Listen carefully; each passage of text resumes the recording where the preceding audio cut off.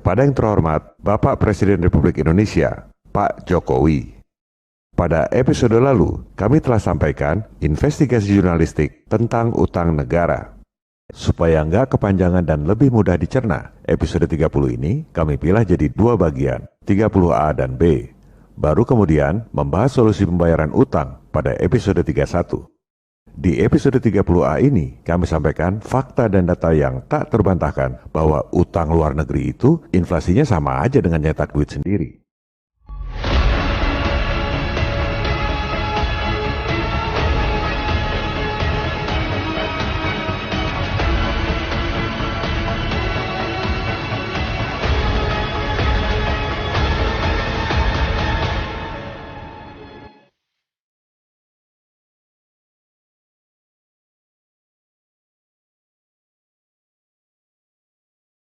Vengeance.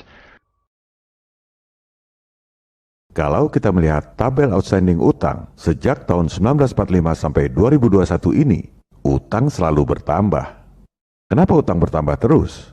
Karena pelajaran dan teori-teori di sekolah yang dibuat oleh Nekolim mengajarkan bahwa utang adalah solusi pembangunan.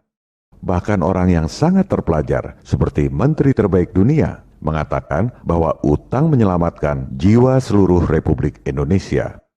Negara kita ini miskin, APBN defisit terus. Kita butuh juru selamat pembangunan, yaitu para bankir elit. Merekalah juru selamat jiwa seluruh rakyat. Oleh sebab itu, mari pajaki rakyat setinggi-tingginya. Biarkan negara merdeka, biarkan pemilu pilih presiden dan wakil rakyat seolah-olah merdeka. Yang penting hasilnya sama. Rakyat kerja keras buat bayar utang pada para bankir asing yang kaya raya. Itu namanya juru selamat palsu, Al-Masih Ad-Dajjal, The Antichrist, perbudakan global. Ideologi mereka sama dengan Firaun zaman dulu. Mereka meyakini bahwa mereka adalah Tuhan di dunia ini, dan kita semua, umat manusia lain di dunia, adalah budak-budaknya.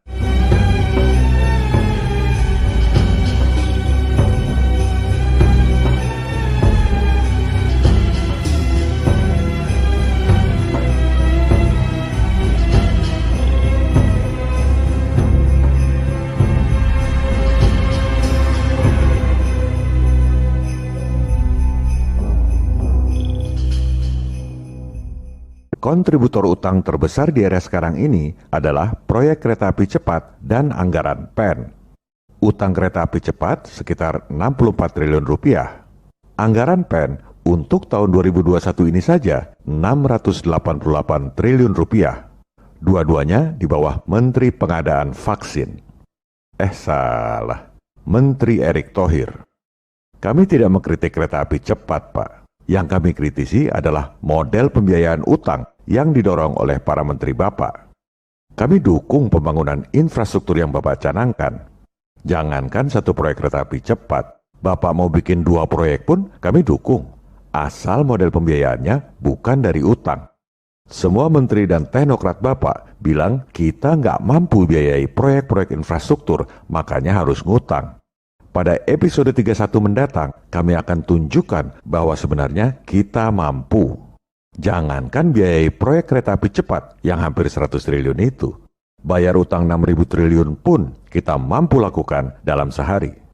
Kembali pada pernyataan Menteri Sri Mulyani bahwa utang itu menyelamatkan jiwa seluruh rakyat.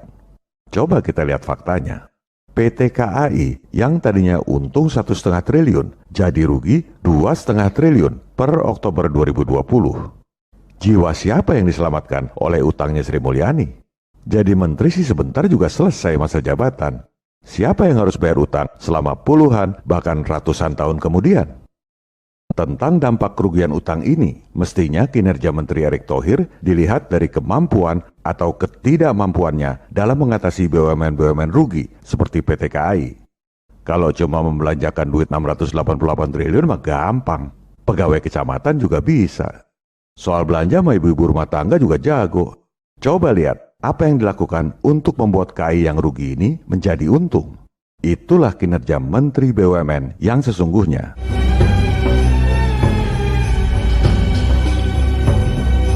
Duit dari mana untuk membiayai anggaran PEN 688 triliun rupiah itu? Pasti ngutang lagi. Orang APBN defisit terus. Kalau negara menggelontorkan anggaran 688 triliun, terus pandeminya selesai sih nggak apa-apa, Pak. Masalahnya, digelontorkan 688 triliun pun, pandemi tak akan selesai. Malah diproyekin. Tahun depan, gelontorkan lagi 688 triliun. Itu yang membuat pandemi ini nggak pernah selesai. Karena jadi proyek yang menguntungkan buat para oknum di berbagai bidang.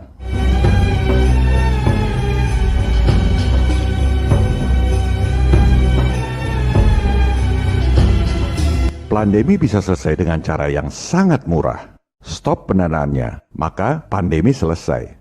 Bukan kata saya, tapi kata penemu PCR yang alatnya digunakan untuk mendeteksi virus.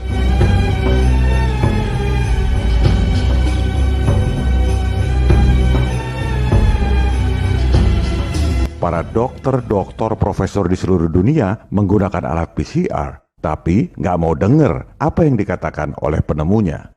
Seolah lebih ngerti PCR dari penemunya sendiri. Padahal sebenarnya nggak pernah bikin apa-apa. Saya nggak mungkin jelaskan ini di YouTube karena pasti dibredel. Kami sudah jelaskan di episode 26 dan 27. Karena dilarang di YouTube, kami simpan di platform milik kami sendiri, mbakyoutube.com.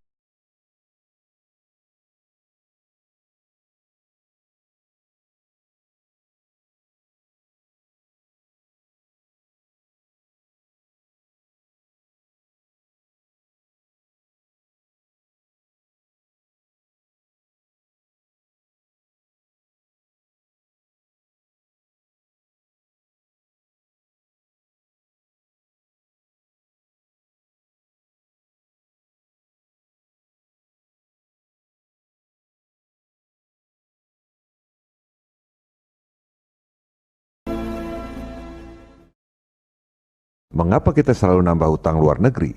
Karena teori-teori di sekolah yang diajarkan oleh Nekolim mengatakan bahwa kalau nyetak duit sendiri inflasi.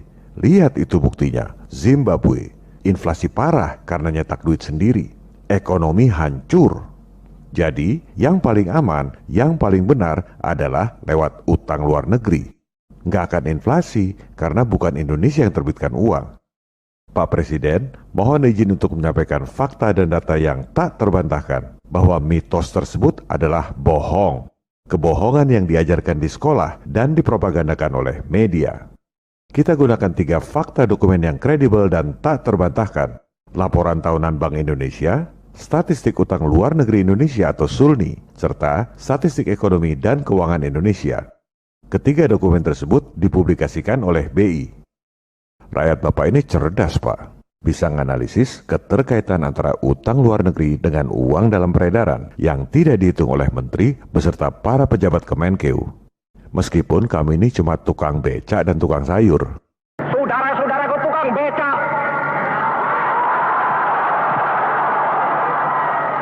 Saudara-saudaraku tukang sayur. Saudara-saudaraku pegawai yang sekecil-kecilnya. Tidak ada satu yang terkecuali. Semuanya saudara-saudara, saya sampaikan salamku kepada saudara-saudara sekalian. Kembali pada 3 fakta dokumen yang kredibel dan tak terbantahkan. Laporan tahunan Bank Indonesia, Statistik Utang Luar Negeri Indonesia atau SULNI, serta Statistik Ekonomi dan Keuangan Indonesia. Pertama, kita lihat data SEKI. Jumlah rupiah dalam peredaran selama 9 bulan pandemi nambah 377 triliun rupiah. Siapa yang berhak menerbitkan uang rupiah? Teorinya kan cuma BI. Sekarang kita lihat faktanya. Berdasarkan laporan tahunan Bank Indonesia, uang yang diterbitkan oleh BI dari bulan Januari sampai Desember 2020 itu 105,1 triliun rupiah. Data BI ini tahunan, nggak publikasikan data bulanan. Kita nggak tahu persis berapa yang diterbitkan dari bulan Maret sampai November 2020. Kita asumsikan saja 100 triliun, walaupun pasti kurang dari itu. Setahun aja 105 triliun, 9 bulan anggap saja 100 triliun. Berarti ada 277 triliun rupiah penambahan uang rupiah yang beredar tapi tidak diterbitkan oleh BI. Makanya nggak ada di neraca BI. Siapa yang terbitkan uang 277 triliun rupiah selama 9 bulan itu? Dari mana asalnya? Kita lihat lagi data SEKI. Jumlah utang dalam negeri pada periode yang sama, 9 bulan pandemi, malah berkurang. Berarti penambahan uang 277 triliun itu bukan dari utang dalam negeri. Sekarang kita lihat lagi SEKI, data penambahan utang luar negeri. Selama pandemi, Maret sampai dengan data terakhir November 2020, utang luar negeri kita bertambah 27,8 miliar dolar atau sekitar 394,2 triliun rupiah. Artinya, utang luar negeri yang 394 triliun itu menambah uang rupiah dalam peredaran 277 triliun rupiah. Kok bisa begitu? Karena utang luar negeri meskipun dalam dolar, begitu disimpan di rekening bank di Indonesia, dibukukan sebagai M2 yang dikonversikan dalam rupiah. Nah, M2 itu adalah uang dalam peredaran. Mana buktinya? Loh, itu 277 triliun rupiah di depan mata, bukan diterbitkan oleh BI. Masih nggak ngerti juga. Jangankan dibohongi soal virus yang nggak kelihatan, dibohongi duit ratusan triliun di depan mata pun, selama berpuluh-puluh tahun, orang pada nggak sadar juga.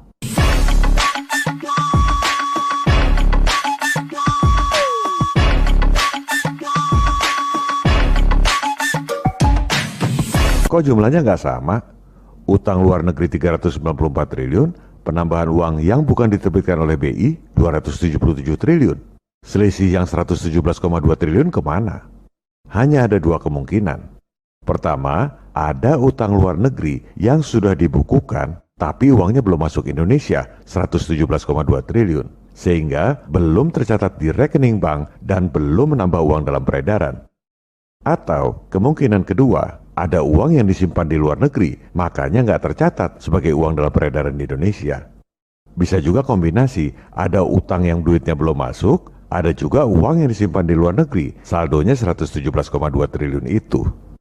Jadi, bohong besar kalau dibilang nyetak duit sendiri inflasi, kalau utang luar negeri nggak inflasi. Buktinya, utang luar negeri menambah rupiah dalam peredaran juga. Inflasi juga. Terus, buat apa ngutang? Baik nyetak duit sendiri maupun utang, dua-duanya sama-sama nambah rupiah dalam peredaran, sama-sama inflasi. Bedanya apa? Bedanya, kalau utang luar negeri itu harus bayar pokok dan bunga. Kalau nyetak duit sendiri, nggak bayar pokok dan bunga. Mohon maaf Pak, Bapak pilih yang mana?